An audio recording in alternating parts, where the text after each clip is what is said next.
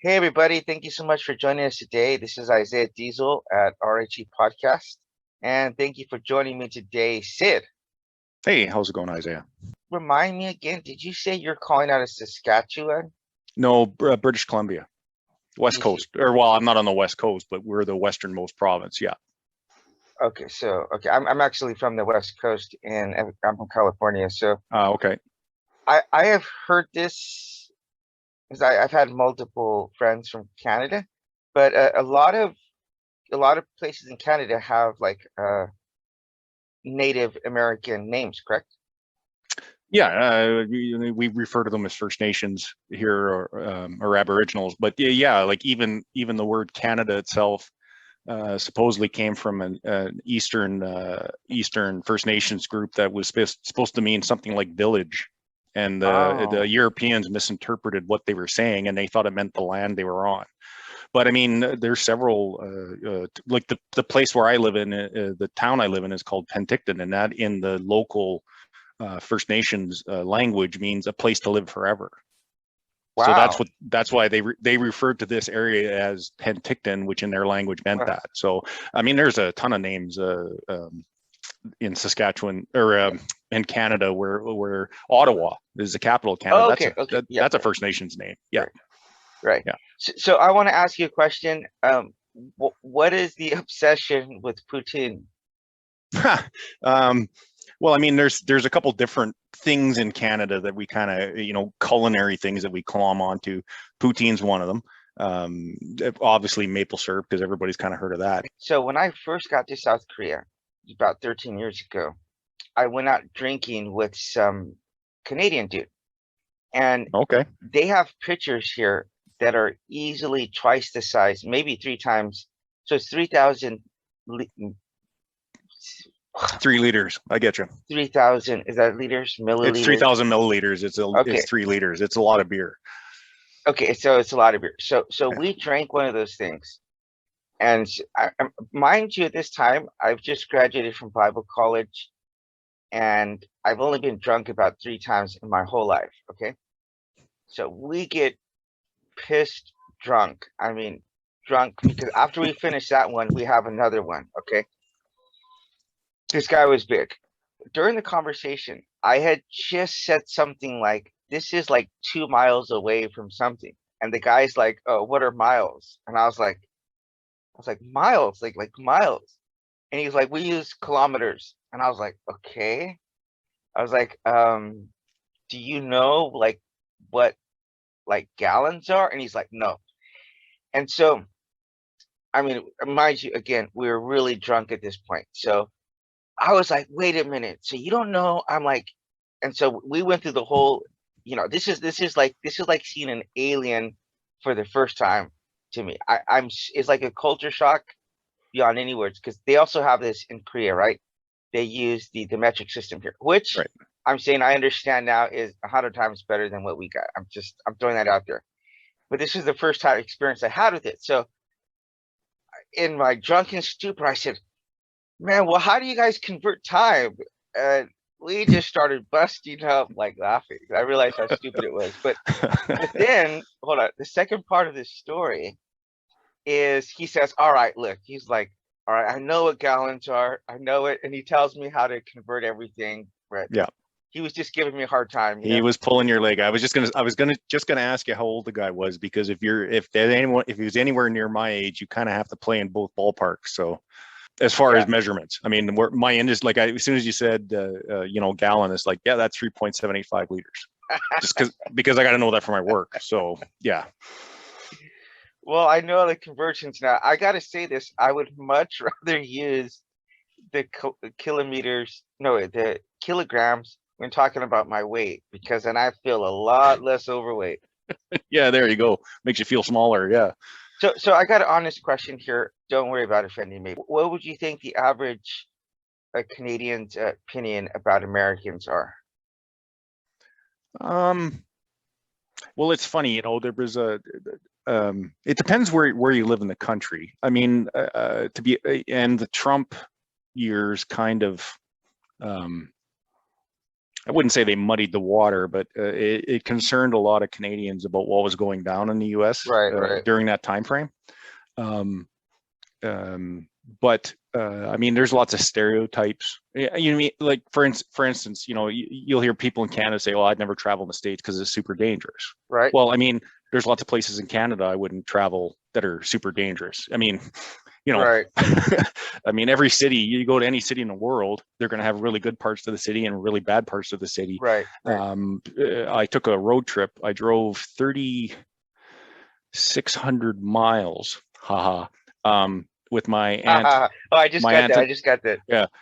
With my aunt and my mom, we drove down, we flew to, this was pre-COVID. This was back in 2017, I believe it was the summer of 2017. So we flew to Atlanta, Georgia, and did a big giant road trip through the South. So we'd always heard, you know, you'd always hear up north, or well, up in Canada anyway, about, you know, all the stereotypical Southern, this, that, and the other. And when you get down there, I mean, people generally tend to be people. Yeah, you know, and I've traveled to a lot of places. It's not just US. I've been to India, I've been to Europe, I've been a lot of different places. And in general, people tend to be people. I mean, you find good people, you find bad people. You know, you drive into a town, and like, say you drive into Louisville, Kentucky. Well, you can figure out what's the good part of town and what's the bad part of town pretty quick. I mean, I imagine you could do the same thing in Seoul, Korea. I've never been to Seoul, Korea, but I imagine if, you know, I'm driving a car or getting into a cab, I could ask the cab driver, where's a good place to go and where's a place not to go, and he would tell me. So in general, Canadians, and this was interesting because I heard a journalist say this one time, and she had dual citizenship and she had spent a lot of time in both countries. And she said that the difference, and of course this is slanted towards white European background, which I hate saying that term, but I just want to set that up front. But she said basically the difference between Americans and Canadians, or that Canadians have more of an English influence in our approach to the world, and the Americans have a much more German approach because they had a way bigger German population come over. From a European background, the English are more reserved and polite, and the Germans, not to say Americans and Germans aren't polite, but they're more abrupt and more straightforward. They'll get to the point. Whereas in Canada, to be polite, we might, you know, dance around the edges, hoping somebody gets the point of what we're trying to make. And I don't know if that makes any sense, but that does. I want to give you a real quick 1 minute overcap of what's been my opinion of Canadians, and then we'll get into the meat of our topic. But okay, so first of all, I never met a Canadian prior to coming here. So I told you my first experience with that guy, but I've met a lot of them now, and I've dated a few, and I've met quite a bit of people who are Canadians. And first thing I would say, this is most remarkable, is you could have a full conversation without, like you, I would never know that you were Canadian until you mentioned the word about, because you guys totally butchered that word or the letter Z. Any other word, it is a complete, I mean, I'm telling you, I would never know if we were next to each other. You would never be able to distinguish who's American and who's Canadian. Okay, first of all, we look alike, we sound alike. The cultural references are totally, we'll get them, right? We'll get all the same cultural references. Whereas if I'm having a conversation with the guys from the UK on the channel, they're going to understand half of the pop culture references that we have, right? Yeah. So there's that. From what my experience has been, is that there has been a huge superiority complex that a lot of Canadians have towards America. However, that being said, the more I've talked to Canadians and really have gotten down to the meat of what it is that it's not personal. It's not a personal thing. It's more of an inferiority complex, or like a jealousy that they have of America's status. So I have gotten a lot of them to admit this and say, you know, at the end of the day, we would prefer America at the top as opposed to a Russia or a China or North Korea. And, you know, at the end of the day, I guess we all wish we could also be, you know, throwing our weight around. On the other side, I do totally understand there's the cultural side, and then there's this, I mean, who likes somebody always talking about that they're the best person the smartest person, the richest person. Like nobody wants to be around someone who's talking or constantly bragging about themselves. So I totally understand where they're coming from as far as a lot of their criticism. And at the end of the day, if I'm being honest, I understand the inferiority complex. That's not, I'm not trying to put you guys down, but I understand at the end of the day, there is a jealousy that goes behind it, because I've seriously have gotten a lot of them to admit that at the end of the day, like what are the underlying reasons why they have the kind of beefs that they have with America. You can give a quick response to that, then I want to get started. Sure. I mean, I don't, that's not necessarily wrong. I mean, there was a famous saying by one of our prime ministers is that the Canadian-American relationship is like a mouse and an elephant sleeping together. Okay. So if the mouse rolls over, that doesn't really affect the elephant, right? But if the elephant rolls over, that's bad news for the mouse. That is brilliant.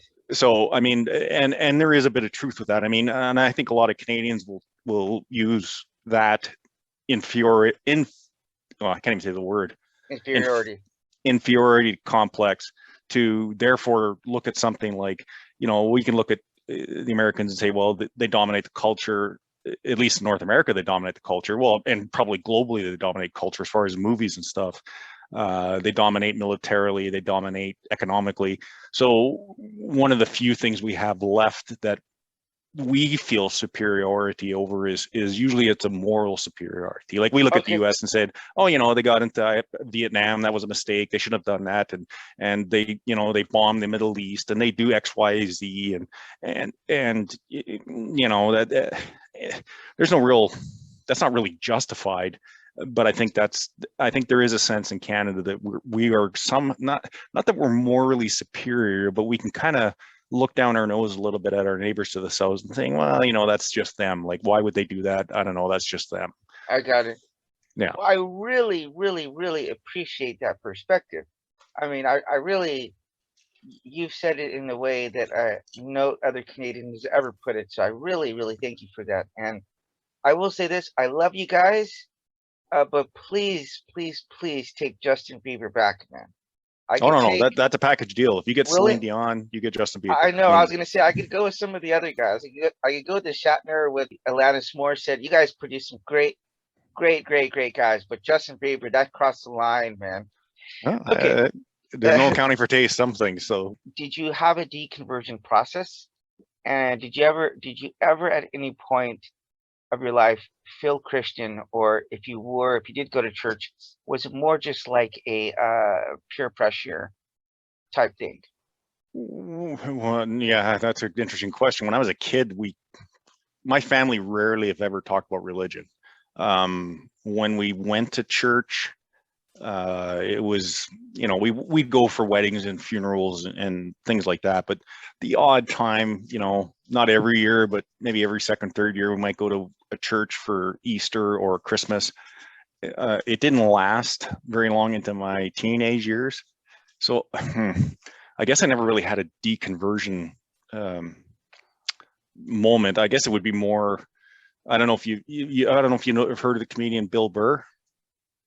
Oh, that guy is hilarious. He used an analogy when he lost his religion. He said it was like, in curling when the guys are throwing the rocks and they slide with the rock for a while. And he said, and then he just kind of let go of it and they keep sliding, but the rock just keeps moving ahead of them. Mm-hmm. I guess it would be something, I thought that was a fairly good analogy. Like he just kind of let it go and it just slipped away. Okay. I mean, I never had to be totally honest with you, I never really, when I was a kid, I didn't even think about it. It was just something to go to, if we went to church, okay, we went and yeah, we sang songs but it was not something that I've ever, I guess, bought into or worried about or, yeah. I guess that's the best way I could say it, as I never really had a deconversion experience because I never ever had a conversion experience to begin with. I don't know if that makes sense or not, but. Okay, first of all, can we use a better analogy like hockey or American football? No, I really get that. It's funny. I met this girl, this girl I was dating, and she was Canadian, and she was swearing up and down how much skill and how much strength it took to do curling, and because you saw how you had to hold the the weight and all this. She was going on and on. And I sent you just a little backstory. I sent you a very funny meme, and You did. I'm not bagging on No, anybody. no, that This was is good. It was funny. totally out of fun. But it says Yep. curling, where a pregnant woman and an overweight 45 man can be all stars. But Yeah. no, I guess one thing about that sport, it's not as though like we're just gonna have one race and somebody runs and then boom, like okay, whoever is the fastest. Is that it's like a drawn out process. So it's like a Yeah. chess match. And when you're watching it, it's there's like okay, I'll say this, although it might be boring in a typical sense of the word, there's a lot of suspense whenever things are going in and getting hit over the place, right? That Yeah. was fun to watch. I mean, I reluctantly admit that was exciting to watch. Okay, so at what age would you say that you adopted the title of atheist? Oh, that wouldn't be till, oh man, that probably not too long after 9/11. I mean, that and 9/11 was 2001. I would have been 20. I'm trying to do math. Sorry. 21, 21? No, I would have been 27, 28, 27. Oh, you Something would, like that. okay. Yeah, I'm sorry. Speaking with me, I'm trying to remember, dates and my age. But yeah, I would have been in my late 20s, Okay. mid to late 20s. So whatever that is. But that's when I really started to think about, because before then it didn't matter. Like, well, to me it didn't matter. I mean, I had been this way since I was a teenager, and I just didn't worry about it. I had all kinds of other things to worry about rather than whether gods exist or they don't exist, or what that means for me or anything. It just wasn't something in my day-to-day thought pattern because I had other things to think about. I think after 9/11 I kind of realized that, well, beliefs have consequences. Right. And I think Sam Harris, I think it was his analogy, and I think this is a good one. He says, beliefs influence behavior in a big extent. Like and his analogy was, let's say you and I were sitting in a movie theater, and I yelled to you, "There's a fire," and you have your daughter with you. Okay, now if you believe me, okay, that's going to affect a whole bunch of things about your behavior. Right. You're no longer going to be concerned about the movie. You're no longer going to be concerned about how much popcorn you got left. Your total focus is, I got to get my daughter to safety. Right. Thank you for that. So that led me to think, like, why would those guys fly those planes and with a plane load of people and fly them into buildings and think they were doing a good thing? Right. So that kind of got me into the subject of faith, lack of faith, all this stuff. That kind of got me thinking about what do I believe or not believe, and why do I not believe what others believe? Would you consider yourself an anti-theist? It depends on. Well, you can define it. Well, yeah. I mean, the words. See, atheist, even theist is a funny word, but atheist is a really funny word because we don't have words for, non-astrologers or people that don't believe in leprechauns, or there's a host of things that we don't have labels for. Okay. That people don't believe or don't accept. It's just atheist is a funny one because theist, and this is my flip side to this, is I think theist is a funny word because if you say someone's a theist, that doesn't give me any explanation to what they think, other than they believe in some type of version of a god. That's correct. That's correct. I would need a more specific label. And I hate the term labels, but because I hate the term labels applied to me. Yeah. But I would need something more specific from them as to what they believe. And then I would look at that and say, is that, if you believe something that's harmless, and I use the word harmless as in it doesn't affect your behavior towards others, then I don't care what you believe. Right. I can't remember if it was Thomas Jefferson or somebody said, it neither breaks my leg or picks my pocket. If you believe something and I don't, it doesn't affect me at all. But if you believe something that does start to affect me, and I feel it's affecting me negatively, then I probably would be, in that sense, for that particular example, I would be anti whatever that is. Okay. I don't know if that sounds like I'm trying to hedge. I don't mean to. No, not at all. I guess it just depends. I'm glad we've had this podcast because whenever I heard the word anti-theist, I've always assumed that the people are against God.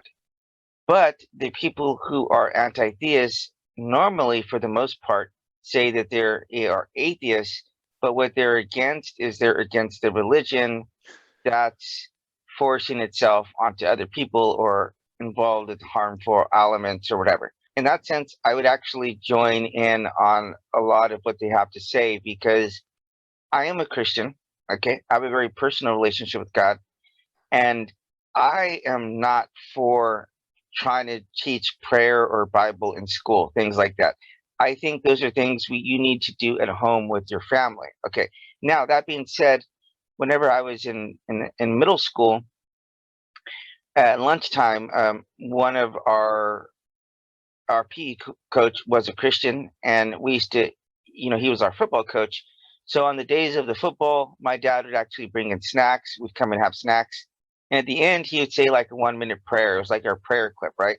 Well, our our principal was an atheist, and when he found out about this, he made us shut down. And I didn't know anything about rights or anything like that at the time, because you're a kid. But I, I positively believe that if we made the free choice to go into there and engage in that behavior, that is a different story than, okay, you arrived to class and your teacher's going to pray. Those are two different scenarios in my mind. So I'm perfectly okay with what we were doing there, but I'm not okay with the government saying, okay, now you guys need to come in here and you need to read the Bible and you need to do a prayer. Now, if you want to say, we're going to teach the Bible as far as this is a subject in which these Christians believe this, and these Muslims believe in this Quran, and the Jews believe in this Talmud, and et cetera, I would be more than willing to send my child to a class where they're learning about every religion.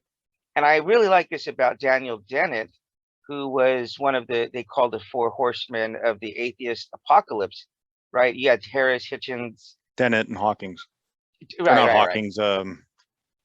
Dawkins. Yeah, Richard Dawkins. Yeah. Sorry. So, I don't know why I said Hawkins, hey, but yeah. Well, he's another. The British produced the worst atheists, man. Those guys are brutal. You had Dawkins, you had Hitchens, and then you had Hawking. Well, Hawking, there you go. And then you had Hawking. So, if you're going to teach it as a general, then I would say, yeah, I think that would be more empathetic. Now, on a personal note, I just want to tell you quickly about my story, is that I was a minister's kid. My parents forced me to go to Bible college. My freshman year, a girl I was in love with went on a missions trip, and she got bit by a snake and she died in Indonesia. She died in a forest. Yikes. Yeah. So the combination of that and then just asking a bunch of questions really made me conclude that there wasn't a God. So I did drop out. I did become an atheist at the age of 19, and I was an atheist for many years. But when I came over here to South Korea, I got to travel the world, and I got to go to different countries, and I got to go to Palestine. I stayed in a mosque. I went to stayed in the Buddhist temples here in South Korea. So I was looking into a lot of different things, and then I eventually did find Jesus Christ. But after having all that experience, I would say that I've learned things from Buddhism, from Islam, that's helpful to me as a Christian. So I think if Christians or anybody else just got to take a look at things from a different side, I think it would make the world more empathetic. So in that sense, I think it's completely a good idea, but I'm not for the government forcing any ideas onto anyone. Does that make sense? Yeah, I mean, that does make sense. The only thing I might, like, when I'm online with people, and I always get this example, why are you angry at God? Like, why do you hate him? And I always chuckle, because it's like, why would I hate something I don't really believe exists? That'd be like saying, why would I hate Spider-Man? I mean, I don't hate Spider-Man because I don't think Spider-Man was real. I'm not trying to equate God with Spider-Man, but I think you get the general impression. I'm not mad at God. It's his fan clubs that some of them I have a problem with. It's not, fan club. Yeah, well, the fan, I call that jokingly online, I call it God's various fan clubs, because you have, this group, that group, the X group, Y group, Christians, Muslims, Hindus, all these different versions of it. But it's just some of them I might have a problem with. The only thing I might disagree with you a bit is, okay, I totally agree. A religious study class is awesome. I took one when I was an adult, I went to in town where I live, I went to a Lutheran church because they had a religion study class. Uh-huh. And the minister and almost everybody there was from the church, and they were totally shocked when I showed up because they asked me which church I went to, and I said I don't go to church, and they were like, "Why are you here?" And I'm like, "Because I'm totally interested in learning what you guys are talking about." So a boot, you mean? Yeah, about a boot, yeah, no, smarty pants. Yeah. So, but the only equivocation I have with that is like when you said, okay, if the government comes in and says everybody has to go to prayer. Yeah, I agree with you. I mean, I wouldn't be a fan of that. When you had the football coach doing a prayer at the end of the practice, the only caveat I'd put in there, because, and this is from my personal experience, when I was a kid in Canada in elementary school, we had the Lord's Prayer every day. And at a certain point in school, they got rid of it out of school. I mean, we don't have the same, our Constitution doesn't have a Jeffersonian separation of church and state, but it's kind of implied if you read through our Constitution, Okay. it's kind of implied in there. So eventually it got into there where you're not going to do that anymore. So Okay. every morning when I was in grade 2 or 1 or 2, I can't remember the grade, every morning we'd have the Lord's Prayer, and every morning 3 people would get up and leave the room for the Lord's Prayer. Okay. Okay. So when I was a kid, I'd think, oh, okay. Well, I didn't really think too much about it. But as an adult, I would look back and say, well, how much peer pressure would be on those 3 kids? And I believe, looking back, 2 of them were Jewish and one of them was I think a Jehovah's Witness. I could be wrong, but they definitely weren't going to stand there and recite the Lord's Prayer. But I was just thinking of the peer pressure. Like if you, like you were saying, you were playing football and the football coach has a prayer. What if there was 2 players in the team that didn't want to do that? But then you have a group of players, everybody else is bent on the knee and huddled around the coach. You would kind of feel implied that in order to fit in, I better do this. Now, is that harmful, like a 1-minute prayer? No, I mean, I've prayed lots or not prayed, but I've respected that we're praying at a funeral of someone. Right. And I would bow my head and while they're praying, I'm thinking, thoughts for the deceased Putin. and thought. Well, yeah, no, but thoughts for the deceased and thoughts for their family.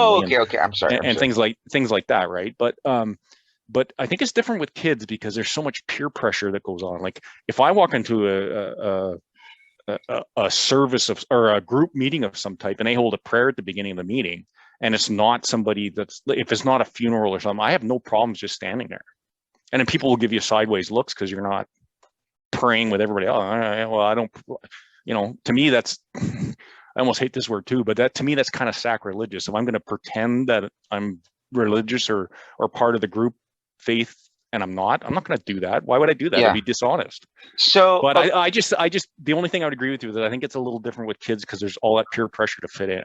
What I said was on Fridays at lunchtime, the kids who wanted to come in would do it. So okay, I missed that. Yeah. I thought you meant it was like the whole team, blah blah blah. Okay, no, I did not say that. And then so second of all, you're right. So then we would be on exactly the same page. Is that football coach went in and did a prayer before the game? Then I would say then we are on the same page on that. Okay. The way that I see faith is a very private thing. Okay. I love Jesus Christ. Finding him at the age of 32 has totally changed my life. I talk about it. Yes, that's true. But I don't try to beat you up with it, and I don't try to force you or anyone else to agree the way that I do. Okay. Would I like you to be a Christian? Absolutely. I mean, would I like you to find the peace and tranquility and the purpose and the meaning that I found? It's objectively helped me, and I do think that it would help you. But I'm not going to say to you, hey, Sid, you either do this or you're going to go to hell or you're this horrible sinner. The reality is, Sid, is that in my worldview inside of Christianity, I believe that there is going to be a lot of atheists getting into heaven over Christians. Because whenever I read the Bible, I see that Jesus tells us to behave in a certain way. Okay. He tells us to love people and to help people out in certain situations. Okay. So there are multiple stories where Jesus tells people that it's not what you just say you're going to do, it's what you actually do. Okay. So someone could say, hey, I'm a Christian, and I go to church and I jump around and I, clap and I sing louder than everyone else. But if you're not living out the faith, then that's pretty much pointless. Okay. So you could take an atheist who's like a secular humanist. They might not call themselves a Christian, but they pretty much more or less understand the things about morality, about the golden rule, and they understand doing the right things, even if they don't have a God to tell them to do it, right? So at the end of the day, they're living more in line with their conscience that God has given them. And so in multiple places, I don't want to go into a whole theological rant here, but it talks very much about people who don't believe and yet they're still doing the right thing. And these people are going to be justified by their actions. Okay. So that's the way I see it. I see a lot of Christians are, by and large, some of the worst people I have ever met in my life. I mean, that's just being serious. I went into Palestine and I stayed at a mosque with these Muslim people, and these people were the nicest people I've ever met in my life. They were the most hospitable, most welcoming, most gentle. It was quite remarkable. And when I went to Bible college as a Christian, I felt so much hatred, so much judgment. It made me say, this is about the last thing I ever want to be involved with. And after I became an atheist, I got all the world religions tattooed on me. And I'm not saying this is the case with you, but I knew that God existed because he had proven himself to me at various other stages of my life. But I was so upset with him and his followers. I said, I'm literally going to do 100% opposite of everything that's in there. Like, I don't even care. I'll be with guys. I'll be with prostitutes. I'll do any drug I can. I'll drink anything I can get my hands on. Any kind of sacrilegious act I can do, I'm going to do because I have an absolute hatred towards this God. So I know that my anti-theism was literally saying, I know you're up there and go F yourself. And if I could sleep with Christian women, I'm going to do it as frequently as I can because I'm going to look up to you and say, look what I just did to your followers. That was literally the kind of mindset I had. So I'm not saying that's precisely what you think or others, atheists, but I do think from having these conversations on this podcast is that a lot of the atheists, they actually do believe in God, but they are anti-theists because they get really upset or caught up on either things that happen in the Bible or or the problem of pain or evil suffering from abuse that they've suffered. So I understand it because I went down that route myself. So but at the end of the day, that's not a logical position. What do you think about that? And this is where I get into an issue where people start painting everybody with a broad brush. Not to saying you did, you didn't, but I'm just going to sort of plant this flag in the sand and make a marker point here. Okay. I mean, I don't pretend. I love that analogy, by the way. Yeah, I don't pretend to speak for anybody else. That's why I find the word atheist or atheism such a weird, funny word, because nothing about that word defines anything about me other than I just don't accept some claims. Right. I mean, it has no effect on my ethics. It has no effects on my behavior. It has no effects on. Now, people of faith may look at that and say, well, no, absolutely it does. But in what you just described, I mean, if there's atheists that are angry at God and they think God's there, well, they're not atheists. I mean, if you believe God's there or God's real, by definition, you're not an atheist. Right. So now you could be super angry with and I as far as backgrounds, and I guess this goes to what you were saying earlier. I mean, you can say, yeah, you met some great Muslims and you met some really crappy Christians. Well, I think that's human beings. To be fair, I think there's lots of good people and there's a few bad people. And I think that's kind of life in general. Yeah, there's good people, there's bad people, there's a few bad people, most people are good. The issue of and I think, and that's the other thing people throw around is that, religious theists have the problem with evil and atheists have the problem of good. Well, I don't think those are problems. No, they're not. I don't think they're problems for either side. I mean, when people say to me, well, how do you explain good or how do you explain evil? Well, those are labels. Those are labels on behavior. we say, we decide, and in truth, it's me. I decide what's a good behavior and what's a bad or evil behavior. What's a good idea, what's a bad idea. I don't think Christians have a problem trying to explain the evil. The same way I don't think atheists have a problem or should have a problem or have a problem at all with explaining good. I just think those are human characteristics. Most people are good, a few people are bad. That's how we're built. So I was an anti-theist. I was against God. So on a personal level, okay, that's what I'm saying. I do believe, and you're right, it is, you can't be against something that you don't believe exists. So that's true. Okay. Another part of that I want to parse this is, I want to say, so you and I met in a group. So there's lots of people with varying degrees of atheism or degrees of belief in those groups. Okay.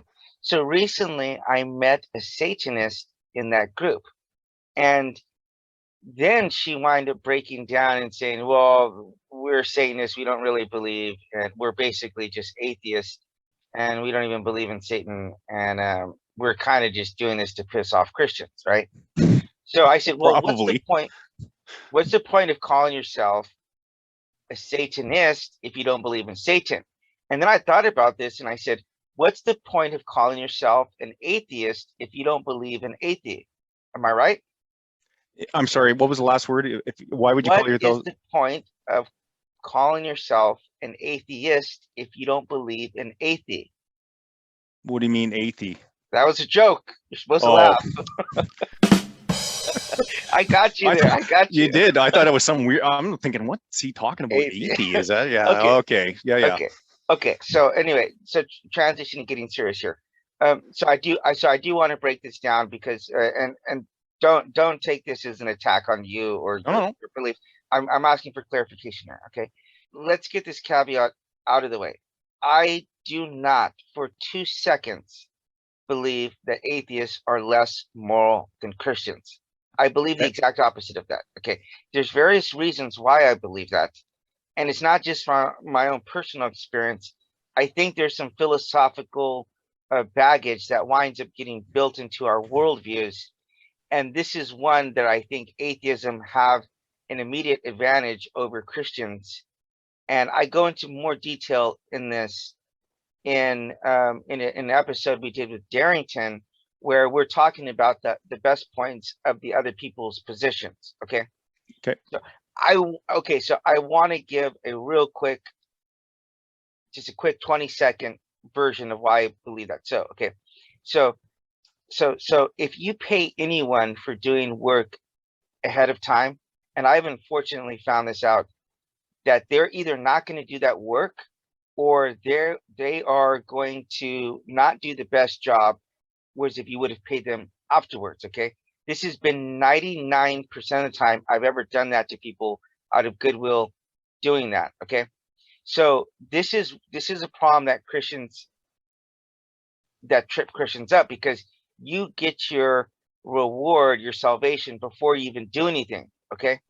So as a result of that, it's very easy to take advantage of that. And it's very easy to say, I have a crutch and I could do X, Y, and Z. And it doesn't matter because I'm going to be forgiven of it. Whereas if you're an atheist, you do not have that same kind of assurance. So you have to just try to get things right, like the first time around, right? So this is not, I mean, I've met some a-hole atheists, and I have met some amazing Christians in my life. But I'm telling you, by and large, the Christians I know, having gone through Bible college twice, having been a missionary, having been a preacher, having been, being raised in the church, this is by and large the case that Christians are hypocritical people. They hold standards for others that they don't keep themselves. And they just, by and large, do the same kind of things, like have sex out of wedlock and drink and do everything else that other people do, but then they have this crutch that they could just run back to God. So that's my own personal take. But I do want to ask you something, because we did another conversation, and I asked you a question, and you danced around it on 2 different occasions, and I actually got upset with you because I asked for a very specific question, and you pivoted to Christian ethics. And so if we want to talk about Christian ethics and the problems there, we can have that discussion. I'm more than game to find the weakest sides of Christian ethics, as I just told you right now what I believe is the weakest side of Christian ethics. Okay, I do believe that. Forget science, forget philosophy, everything. How do you, Sid, decide what is right and wrong in your own personal life? Okay. Okay, fair enough. We'll start there. Okay. The only thing I want to say ahead of time is that when you talk about hypocrites, I mean, I think this was a Christopher Hitchens line, but I think everybody's capable of carrying two sets of books. Sure, sure. You know, everybody can be hypocritical about any number of things. So I don't think that's anything. And I mean, a lot of discussions, like you were saying on Facebook, a lot of discussions, people throw things at Christians about, you know, well, this pastor did this or this guy did this. Isn't he being a hypocrite? Well, yeah, lots of people are hypocrites. Yeah, absolutely, absolutely. You know, I don't think that's anything. There's nothing special or enhanced with Christianity or any faith that says, oh yeah, well, you know, this guy did this guy did that. Well, so what? I mean, right. Human beings in general can be hypocrites about a variety of different things. Right. So anyway, I just wanted to point that out because I know you mentioned it. As for me, you know, my morality and ethics are derived, well, morality and ethics are kind of, see, I looked this up before our conversation, and everybody and their dog has a different definition of these two words. They're kind of interchangeable, but they're kind of not. So for me, ethics are your guidelines, okay? And morality is your behavior. Okay. If I'm walking alone in the bush, there is no morality because I'm not, other than, let's say I run across an animal in distress or something, I might feel a moral obligation to help it if I can, because one of my ethical foundations is well-being. So one of my ethical foundations is that I should enhance well-being and minimize non-well-being. Okay. You know, and I guess I have several. I mean, I think this applies to everybody. I don't care if you're, unless you're, and this, we'll get into this later, but unless you've been, I don't know what the right word is, but if you've been fundamentalized into your religion in a sense that you can shut off empathy because you've been taught something, and that isn't even exclusive to religion, because there's certain other things like people can, like politics or a political ideology. Right. Okay. But for me, okay, so I have several ethical foundations, you know, well-being's better than non-well-being. Life is preferable to death. Pleasure is preferable to pain. And I don't mean pleasure in the hedonistic sense. I mean pleasure is in, eating food. art and music and appreciation like that is okay, is pleasurable to pain. And a lot of times those ethical guidelines get into conflicts, and I think that is the same with everybody. I mean, you can pull up any number of examples of different scenarios where you have different ethical guidelines that conflict all of a sudden, right? So if I have a dog and the dog's in pain and he's an older dog, well, life is preferable to death, but pleasure is preferable to pain. So at one point, his pain will cause me to say, I don't really want to put my dog down, but I'm going to have to, because it's better for him that he's no longer suffering. Right. So my behavior, my morality is grounded on those ethical guidelines, my ethical guidelines. Now, I mean, I probably have more than those, but I'm just giving you a few off the top of my head. Now, as far as morality, then, and I guess it also backs up onto the ethical part, is that my definition of morality is it's a combination of our innate empathy, okay, combined with our ability to reason and to figure out the consequences of our actions through reason. Now, when that morality gets twisted or pulled out of fat whack, it's either one of two things. One is we're not using empathy, we're using another emotion. So for instance, if I get really mad, right. You know, all of a sudden my anger is overcoming my empathy. And like maybe when I was playing hockey, I get super angry at somebody and hurt them. Now, normally I wouldn't do that, but if in that moment when I let my anger override my empathy, then yes, I would hurt somebody. Or on the flip side of that is I might have empathy, but then my reason might get twisted. I might be using the wrong reasoning capabilities to not fully realize what the outcomes of my actions are. So for me, that's the foundation. Now, lots of criticism I get when I'm arguing online is that, well, where's your objective morality? Okay. Mm-hmm. Or in this sense, I guess you could interchange the word and say, where's your objective ethics? I don't have any. Okay. All of everything I experience in the world, including my ethics and my morality, is my subjective opinion, because whose else could it be? Right? It has to be my decision in my head. I'm calculating things and thinking about things, and I make decisions on what I think is right and wrong and what I think is moral or immoral as far as my behavior. So that's subjective in that sense. But subjective isn't relative. So I differentiate subjective morality from relativistic morality. So when somebody says to me, what's your objective standard? I don't have one. And to continue that thought process, I don't think anyone has one. Right. So if a Muslim says to me, well, I pick up the Quran and this is the word of God and I follow it, but that's his subjective opinion that that's the word of God. And even then, like, and I could use any faith. I'll use Islam. I don't want to say Christianity in particular, but it could apply to Christianity.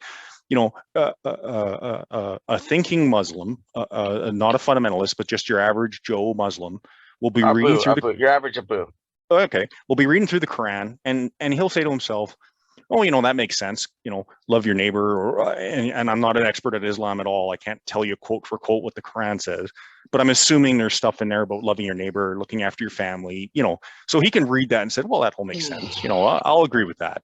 Or he can look through that and say, oh, you know, jihad against my neighbors and behead them and crucify. No, I mean, that's an internal struggle. I can read that and say, well, that's more about fighting with yourself rather than fighting with other people. So I'll just ignore that part because his foundational ethics in his head aren't that really. He might believe the Quran's the word of God, and he might believe in God, and he might believe it strongly, but inside his ethical considerations, it's not that the word of God is ethics. It's in his head is, okay, well-being's good, not well-being's bad. Helping people's good, killing people's bad.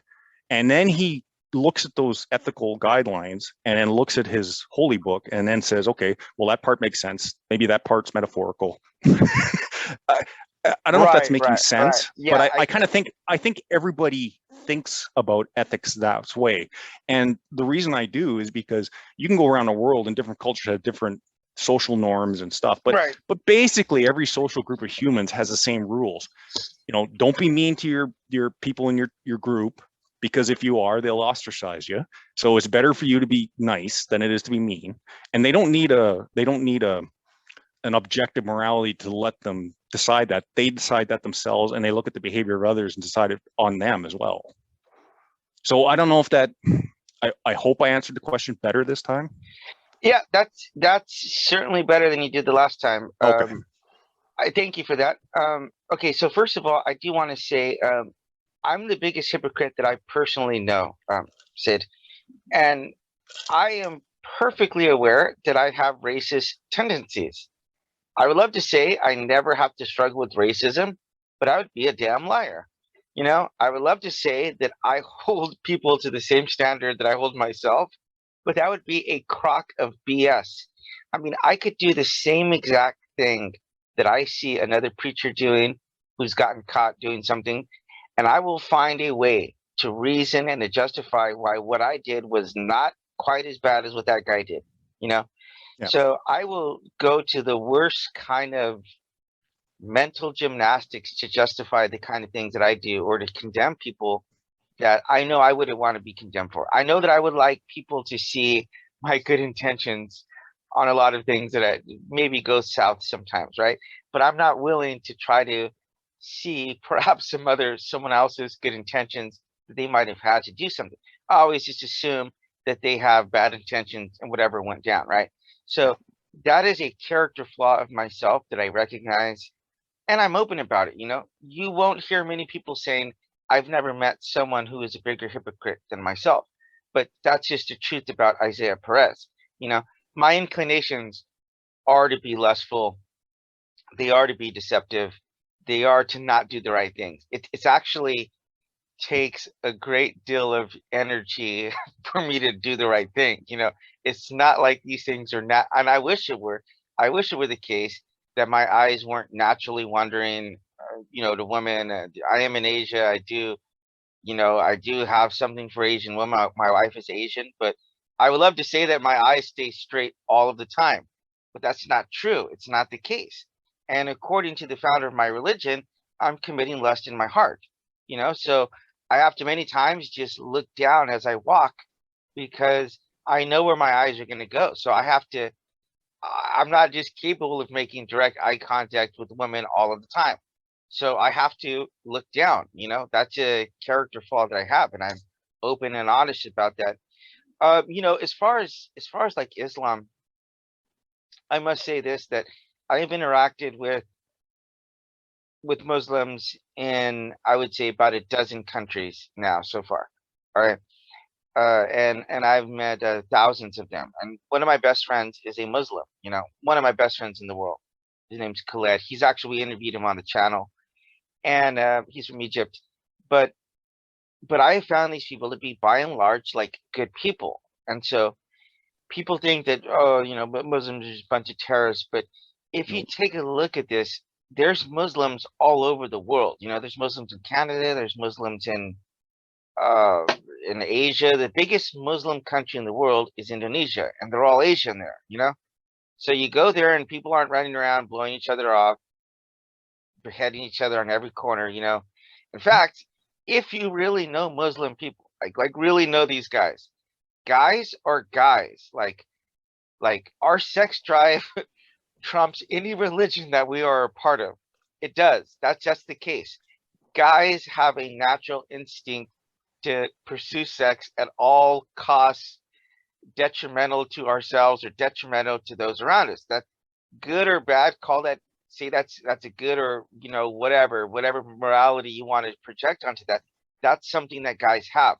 So Muslims guys struggle with this in the same way as Christians do, is in the same way as Catholic priests or Jewish people. These are innate human problems that we all have. It's not as though Muslims don't want to drink, that they don't want to have sex, that they don't want to gamble. Like my Muslim friend has struggles with every single one of those things. Those are things that he tells me about, and we're guys, and in fact, even if you got down to it, like when you got down to these guys, the Taliban, these guys were engaging in pedophilia themselves, and with boys, mind you. So it's not like these guys just have these perfect natural inclinations that are totally in line with Islam. They're using drugs. They were using opium there. Osama bin Laden was using opium. Saddam Hussein, his sons, these guys are using heroin and sleeping around, doing all kinds of stuff that would be very counter to Islam. So people have natural, I would say, bad inclinations, one way or the other. And, we're all on various degrees of learning and growing. And the place where you saw a lot of terrorists coming out of, which is like the Middle East, those aren't the only Muslims in the world. They make up like 30% of the Muslims in the whole world, so the other 70% are just living their lives. They're just doing whatever. And a lot of the terrorism came out of these places very much or partially as a result of imperialism by Europe. I mean, if you get down into the way that it was carved out, and ethnic groups were cut in half into countries, a lot of that was caused by outside forces. So it was a response to imperialism. Osama bin Laden, for example, his whole rise, his whole thing, it came about because of a response to other countries being in their Holy Land. And so that's, in fact, the United States, people get totally blown away to say that Osama bin Laden was funded by the United States to fight off the Soviets, right? Yeah. So these kind of things happen because we're not respecting human rights, and so the next question I do want to ask you, is I do think that this is the weakest link for atheism, is the lack of being able to project morality onto others. Okay, to say, okay, this is right for me, but hey, what the heck? I cannot tell you that it's not right to go and eat your neighbor. You know, I can say I'm not going to go eat my neighbor, but I can't say that to you. Okay, so I phrase this question. It's a very unique style question, and I want you to take a second to think about it before you actually respond to it. Okay, so I don't want you to shoot off the cliff. I don't want you to shoot off the hip. Yeah, yeah, I I got you. want you to think 1 second to process this. Okay, I'm not 1 second. I want you to think 1 minute, and I'm gonna go use it. I'm gonna go relieve myself, and I'm gonna come Okay. back. I want you to answer it. Okay. Suppose both you and I had a time machine, and we could take this time machine back to 1940, before Hitler is, or 1930s, before Hitler is going to start his world rampage. Before he's going to start his world rampage. Okay. I get you. I get the scenario. Yeah. Okay. So you have 1 minute to speak to Adolf Hitler. Forget the fact that, say you have a translator. You have 1 minute, and that's all you have. And maybe he's not going to listen to a damn word you're going to have to say. Let's throw that out the equation for a second. You have 1 minute. What is the sales pitch that you're going to make to him to respect human rights and to not engage in the world conquest and the genocide that he's about to engage in? Okay. So I want you to think about that for 1 minute, and I want you to answer it for 1 minute. Okay. Okay. Okay, go. So my approach to this would be twofold. So one, I would tell him that No. I am Adolf Hitler. You are talking. Oh, I'm talking to you. What is verbatim? What you I get you. Okay, go. Okay. Go. So this is what I would say. Okay, so I'm from the future. Now you may not believe that or not. It doesn't matter. But I'm going to tell you what's going to happen. You are letting two things interfere with your morality. Okay. The first thing you're letting interfere with your morality is you're letting hate overcome your empathy.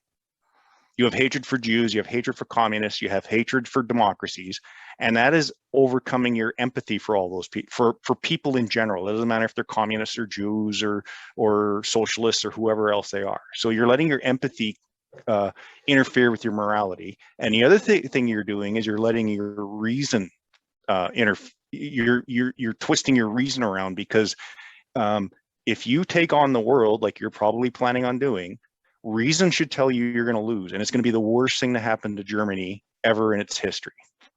So based on those two things, based on your lack of empathy and your clouded reasoning, you are on the wrong path for your behaviors that are coming up. That's it. So that's what I would tell them. Same scenario. You and I jump into a time machine 50 years ago, and you take it directly to the Korean Peninsula. Yep. And you are able to talk to Kim Jong-un's grandfather. Yep. Do you know who that is? Yeah, Kim Il-sung, isn't it? Or yes, Kim Il-sung. Yes. All right. By the way, do you know who? Kim Jong-un's grandfather was Kim Jong-il. His father is Kim Il-sung. Yeah, I know the Koreans do different with the names, but I knew I knew who you're talking about. Yeah. Do you know who his father was, though? A lot of people don't know this. I don't know. Mentally ill. But I see. Yeah. Now this time you get to talk to this guy, and in his mind that in the evolutionary scale, he is more evolved than the average Korean Joe Blows, or your average Kims on the street. Okay, your average Parks, your average Lees. He's more evolved. He's mentally much superior to them. And so in his mind, he's perfectly justified to use the Korean people as a whole as a kind of a sheep or goat or any other animal that we might use who is lower below us on the evolutionary scale. And he believes that it's perfectly okay to enrich himself via these people because he's more evolved than them. Okay. First thing you need to say is "Annyeonghaseyo." That means hello. I'm sorry. Say that again. "Annyeonghaseyo." "Annyeonghaseyo." There you go. Very good. Very good for a white man. All right. Go. Thank you. Go. So, Mr. Kim, here's the problem you have. first of all, one, you're directly contradicting your ideology. Your ideology says that people are the same. You read Karl Marx, you read the Communist Manifesto, people are people. The people are equal. That is the essence and foundation of communism. So right off the bat, you're betraying your own ideology.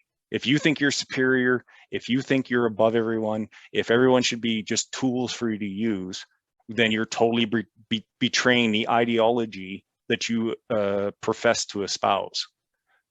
Okay, that's number one. Number two, again, you're lacking empathy because you're treating humans as farm animals.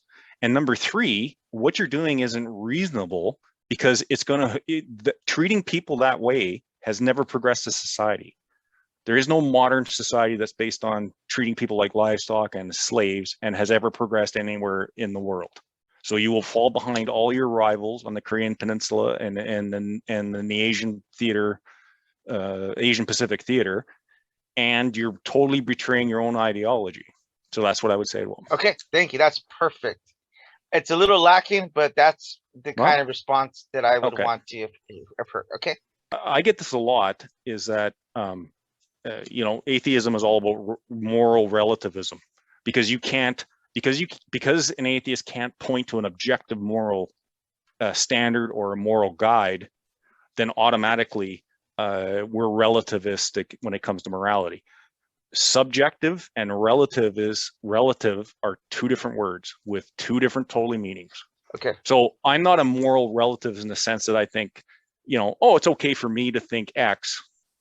And if you think, like, for instance, if I think human well-being is a great thing, and I look at you, I'm not saying you as a person, but let's say I'm looking at another society and they think that human well-being is totally inappropriate, and that we should be allowed to keep slaves and torture people that we think are heretics and all kinds of stuff.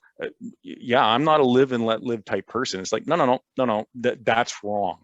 Now, do I have an objective standard to say that's wrong? No, all I have is my own moral, my own ethical guidelines, and my own subjective morality.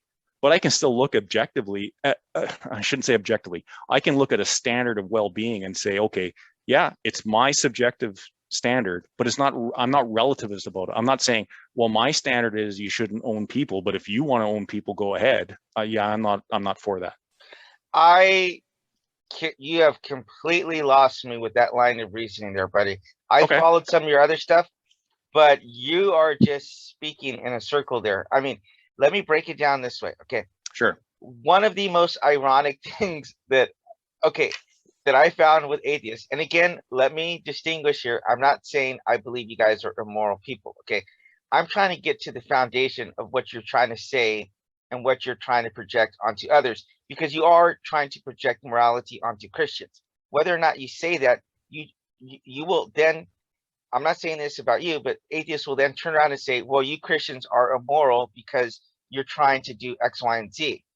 But with 2 seconds ago, we just established that there's no objective morality that we can project onto other people. But then you want to turn around, let me finish. Yeah. Then you want to turn around and say things that Christians shouldn't be doing.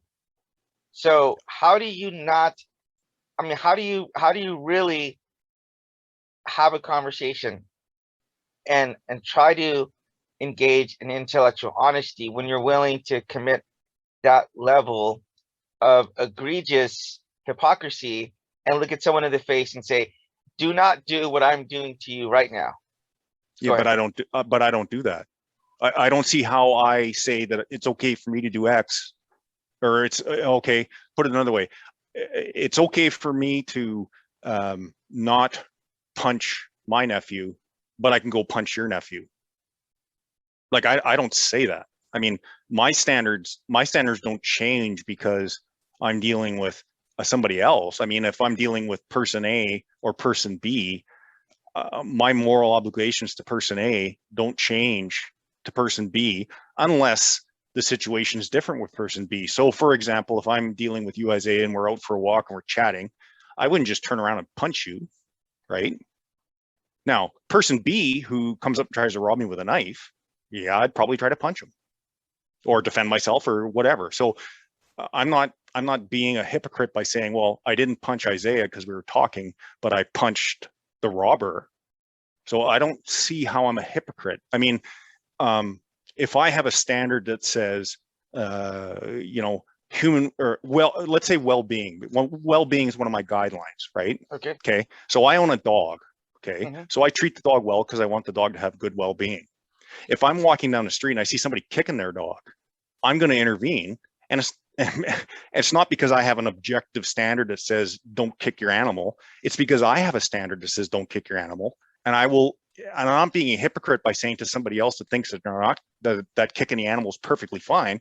I don't care. I'm going to intervene because it's my standard, and my standard is not hypocritical. I'm not saying I have a different standard than you as far as your outcome. You may have a different standard in your head that says, yeah, it's perfectly fine for me to kick my dog because it's my dog, but I'm saying, no, it's not. Okay. I don't see how that's hypocritical. Now, maybe I'm looking at it wrong, but Sid, I like you. I really, really like you, but it's hard for you. It's hard for me to have that conversation with you and not see that you have just projected your morality onto me. Okay. I didn't. Okay, but that's not being hypocritical, and I didn't project it on you to say. I mean, you did. Sid, okay, put it this way. Okay, say we live in a society. Well, we all live in a society, but let's say you and I live in the same town. Okay. So we have our own individual moralities. Those moralities are by definition subjective. Okay. But in order to live together in a group, we set not an objective morality, we set objective standards. So one of the standards we would set is things like laws. Okay. So we'd have a set of laws that said, okay, everybody's going to drive on the right-hand side of the road. We're not going to rob from each other. We can set up those rules, but those aren't morals. Those are laws, and those laws can change, right? Right. We can change the laws anytime we want in any country. We can get together. We can amend constitutions. In Korea, they could say, okay, before it was okay to beat a horse, but now it's not okay to beat a horse. Like, for instance, in Canada now we have animal protection laws that say, okay, you can't kick your dog down the street, or you can't abuse a horse, or so those objective standards aren't objective morality. If there was an objective morality, nothing would ever change.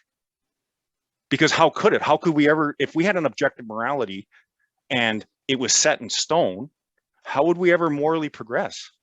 How would we ever have gone from owning slaves to burning witches, to committing holy wars, to now not doing those things? If there was an objective standard, that would be it. Whatever the standard was, that's how everybody would conduct their morality. But we don't. We morally progress. And that's how we morally progress, is we have conversations. Everybody's got their own subjective morality, but we have conversations. We come up with a consensus. Yeah. Okay. I don't know how else we do it. Okay. So Sid, I think it's best if whenever we have this conversation that you don't bring up the law. Okay. Because this is a completely different set of issues, which is the law. Okay. Because you seem to want to do that very frequently. So, well, I'm sorry.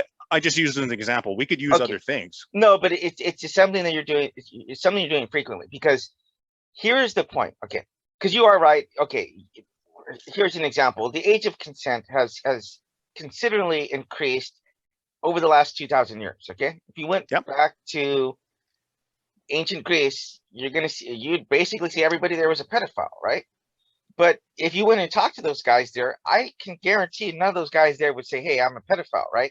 Right. And so it might be the case, let's just say in another 50 years, that we study the brain and we say, hey, you guys really are not going to be capable of truly understanding everything that's you're causing with your life as far as sex, that you're not going to be really able to make those choices rationally until you're 20 or 22 years old. Okay. Yep. So we need to increase, not decrease. We need to increase that. So we stop people from having kids when they're 18 or 19 or all the problems that come along with that. So then you wouldn't, if we came back into time machine, and everybody agrees on that, we study the science and we truly understand that by doing this, we're going to save ourselves from a lot of different problems, such as teen pregnancy, such as promiscuity, all of these things that might come along with people having sex at an earlier age. Okay. So we say, we got to push it up higher. So if we take a time machine back now to this point of time and say, hey, last week Sid was with an 18-year-old. Well, that guy's clearly a pedophile. You would say, no, I was acting in accordance with what the laws that we knew at the time were, right? Right. So that's okay. So that's something we're talking about, a law here, right? We're talking about a law. So you're absolutely right. That could change. Okay, I'll let you carry on. Sorry. Let me finish my train of thought. So you're saying that this can change as a consensus, because obviously the consensus back 2,000 years ago is perhaps going to be a lot different now if we make a law in 100 years from now. Okay. Right. You're right. Our thoughts might change. Here's the problem with this, though, when creating it legally, because then tomorrow with democracy, we can turn around and say, well, you know what? It's time to take away blacks' rights again. And they have no inalienable rights. And let's just pass a law. And 51% of us are going to say blacks need to be slaves again. So right. I'm asking you, where do you get an objective standard for human rights? And you don't have any. That's the problem. And this is not said. This is not I'm not bashing you. I'm bashing your ideology. And, you know, Justin, we'll post the link to the discussion that you had with Justin, because Justin very rightfully pointed this out. There are some disastrous consequences that are out there for not having objective value on human life. And that is the biggest problem. You can't solve it, or any other atheist can, because you're going to, at the end of the day, say, this is all subjective. I may value human life, but the cannibal like Jeffrey Dahmer, how exactly can we project our value onto him? And what if the rest of society, what if 51% of society, we all want to be cannibals? Well, then we just pass a law. And then now the law is morality, right? Yeah, okay, you're right. Let's get rid of the legal aspect, because Okay. laws imply intransigence. Okay, and that's not what I'm saying. Maybe wait, what is that? I'm sorry to interrupt you. What is that? Laws imply that once you have a law, it's kind of an immovable post. Okay. So let's say mores. Okay, societal mores. Okay, so at one point in time, it wasn't a law. So let's get rid of the legal part. But women couldn't go into a bar and drink unless they were with their husbands. So no, we had societal mores, like men tipped their hats at women. That was a more. Okay. Women couldn't go into bars as single women. They had to either go with a husband, or else there was a section of the bar that was men only. Okay. So we had these mores, and these mores were a group consensus on how we should behave, which is morale, our behavior towards each other. Okay, so when you say that, well, you know, you can look at an atheist, and I hate, well, you said the word ideology. I don't like that, because I don't think my ethics and my morality are not pinned by atheism. If anything, my ethics are not, again, I hate labels, are partially pinned by Stoicism, not by atheism, because I don't think atheism has any ideology to it other than we're just not believing there's a God. But all of these questions, like what is the good? How should society function? You're right. I mean, people in the time machine would come back and say, oh, you know, Sid, blah, blah, blah. They would be right. I can only live in the time I'm in. Right. And I can only function with the information I have.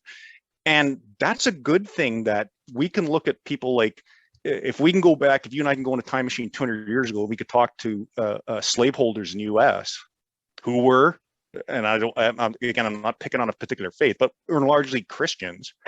They were. I mean, most slaveholders were Christian, but we could go to them and say, well, what you're doing is immoral. And they would say, well, no, it's not. It's perfectly, we've done this for 100 years. Perfectly fine to own these people. They're not really people. We can own them. It's perfectly fine. But we can look at them from now and look back and say, well, that's totally abhorrent behavior they're doing. And you're right. Somebody 100 years from now can come back to me and say, Sid, you dating that 18-year-old and having sex with her, that's totally immoral behavior. Well, that's a good thing because that's moral progress. That's how we move from slavery to the age of consent to, we progress a lot. Maybe in 100 years from now, everybody will look back at us and say, how could those guys eat animals? That's totally immoral behavior. And I think personally, I think that's a good thing. So when you say, well, a society could all of a sudden decide cannibalism was great and 51% of them could vote for cannibalism, or society could decide that slavery was awesome and 51% of them will vote for it and change the law. Well, you're right. Legally, I don't care. Societally, they'll crumble because moral progress, moral regression never, almost ever tends to lead to any kind of societal progress. The Nazis tried that. They went into a total moral regression where, the Aryans are superior and everybody else is cannon fodder, and their society crumbled in 12 years.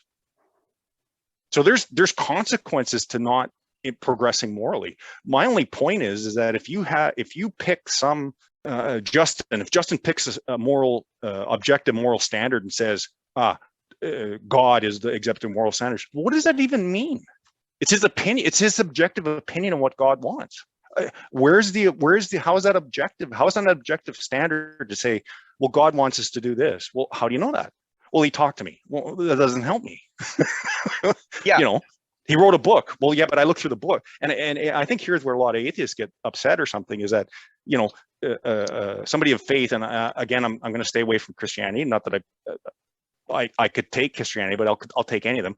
Let's say we look through the Hindu scripture, the Bhagavad Gita, and then Hindu says, oh, well, this is our holy book. And then I read it and said, well, yeah, but how come when Krishna did this, how is that moral? Like somebody sacrificing 50 people for X. Well, yeah, but that's what the book says. Yeah, but that doesn't help me. That doesn't help me. That doesn't help me understand what you mean when you say, well, where's your objective moral standard? Well, I don't have all my morality is subjective, but I can look and reason and say, yeah, that's reasonable that, we should help each other. And to me, it's totally unreasonable that Buddy's kicking his dog down the street because he thinks that's perfectly fine. All I can go by is me. Right. And the society I live in. And lots of people will choose. They'll say, you know what? I don't like that Vladimir Putin runs a government like it's his own personal fiefdom. I'm going to leave Russia. So I had referenced the other conversation that I had with you about ethics with another co-host. And so when I asked him about that, he says, well, Christians don't have universal ethics as well. He says, because God can come in and change it. And I had to stop him. And I said, okay, I'm cutting you off because that's not the question. I did not say to you, where do Christians get their ethics from? If I would have asked that question, that is a perfect valid response to that question. And I would like to raise that question with you on a part 2 of this, because I've been picking on atheism. I'll allow you to pick on me. Okay. So we can turn the tables on me. I think that's the best way that we could possibly engage in reasonable, dialogue, rather than just me trying to just bash you. Let's take a look at things from your perspective. And this is why the time machine questions, we're not, I'm not, those aren't gotcha questions. It's I generally want to understand your reasoning and your thought process through that, So thank you for that. I thought you did a great job. Christianity is going to run into some very similar problems, because you did raise a very good question. And I don't want to start that rabbit hole right now, because you can very easily turn in every last argument. You can invert every last argument on any religion. Okay. So here's an example. All right, Sid. So I told you I was an atheist. Okay. Actually, okay. So maybe I was an anti-theist. Okay. At least for a great deal of my life, I was what I would consider atheist. Okay. So I believed in God was out there, but it's like, there's under no circumstance am I ever going to serve you. Okay. I literally had a scenario when I was in the Philippines where God actually spoke to me and then materialized some money that I needed to catch this flight. Okay. And that did not change my opinion one way or the other about God. I still said, I don't care if you exist. I'm going to defy you no matter what. I said, there's no scenario in which I'm going to actually follow you. So stop wasting your time with me. Move on to someone else. So that being said, I did actually find Jesus Christ. He did speak to me at a later stage of my life, and I did give my life to him. But if you or anyone else would objectively come to me and say, well, how do you know that that was Jesus Christ? How do you know that that wasn't Satan trying to pull you off of the true path of Hinduism or Taoism, whatever religion you want to throw out there? You know, because Jesus was accused of this. He was said, you're basically trying to confuse people, and you're basically trying to cast out demons by the power of Satan. He said he's basically being accused of being Satan himself. So if you were to invert those arguments on me, well, hey, okay, God spoke to you. How do you know it wasn't some alien in another, in another universe or another dimension shooting these thoughts at you and then manipulating people around you to go along or confirm, which is the kind of things that I had afterwards, So it's fine to raise these arguments. And at the end of the day, I'm going to have to say, well, you know what? There's certain things I can't prove. I positively cannot prove to you objectively that the voice I heard was Jesus Christ. I will risk my life on that fact. I will get burned at the stake on that fact. That's the most life-altering experience I've had. But there's no evidence I can provide scientifically, objectively, that would satisfy you based off of that alone. So if you want to reverse the argument and take those to another level about, well, how does ethics have an ontological basis? Is it because God is saying it's true, or do these things exist somewhere out there in the universe and we have no way to know it unless God tells us, right? Either of those scenarios, I cannot prove either of the scenarios to you, right? Either one of those could be equally as valid, right? So you could invert the same argument on me and say, well, hey, your values are as equally as subjective as mine if God is able to come in and to tell you that you need to do something that is unethical, such as, committing genocide or something. If God comes in and tells you, hey, you need to rape this person right now, or you're going to go to hell, right? If God tells you something like that, then that completely flips the morality argument back onto Christians. So that is a problem, and I'll be very honest in saying it's not like that has a very straightforward solution. If you're going to answer that question one way or the other, you are going to have to commit a level of cognitive dissonance. You're going to have to be dishonest in one way or another. Doesn't matter how you answer that question. If there's some of these things, and that's fine if we're going to say that. I think you have to commit a huge level of cognitive dissonance to look me in the face and say, hey, well, I'm going to come in and stop you from kicking your dog, and not think that you're projecting your morality on me. Okay, so that's the spiel I want to give. I'm going to give you the last word, and then I would love to do a round 2 where we invert these topics and talk about morality back towards Christians. Yeah, I agree. This has been a good conversation. I don't mind playing defense. In fact, when I played hockey, I used to play defense all the time. I was a defenseman, so I don't mind defending. If we were gonna flip this conversation around, I wouldn't be throwing things in the Bible or God as a hypothetical at you. What I would do is I'd use the same. Maybe you can think about this, and next time we talk, maybe you'll have an answer for this. I would flip the Hitler and Kim time travel question back on you and say, let's say you and I go back to just before 9/11, and I'm one of the hijackers of those planes. Okay, how could you persuade me that what I'm doing is immoral, other than telling me I'm listening to the wrong God or I'm reading the wrong book? So I just, as a kind of a wind up to this, and maybe as a poke towards round 2, maybe that's something you can think about, and we can pick that up.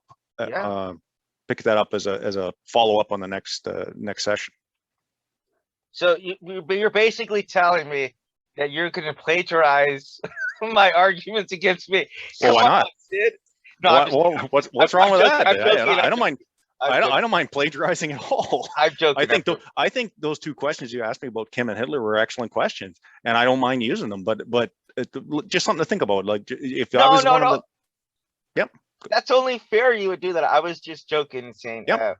You're Canadian, so of course you're going to try to steal something from America. So. Oh, there you go. Yeah. All right. Well, Sid, I cannot tell you how much I appreciate your pushback. I find you to be an ideal type of guest, and it's an honor for me for you to even consider to come on as a host. I know you wanted to have a few trial runs, but I am very, very, very pleased with you. I think you are a very worthy. I don't consider people like you adversary. I think you're like a sparring partner. I don't want to have someone who I'm going to bulldoze over, and I want someone who's going to give me tough, fierce resistance. And we bang out our ideas, and at the end of the day, well, we can't shake hands right now, but we can give a nod and a fist bump and imaginary fist bump and say thank you so much for your time, and you've taken an hour and a half out of your day, and I really appreciate it. Definitely look forward to seeing you back again. Yeah, no problem. I'm sure we'll chat again. All right. And thank you all for joining us at R.H.E. Podcast. Don't forget to subscribe for more episodes like this, where we're challenging each other, but we're showing lots of respect, humility, and empathy along the way. So thanks for joining, and we look forward to seeing you again. Bye.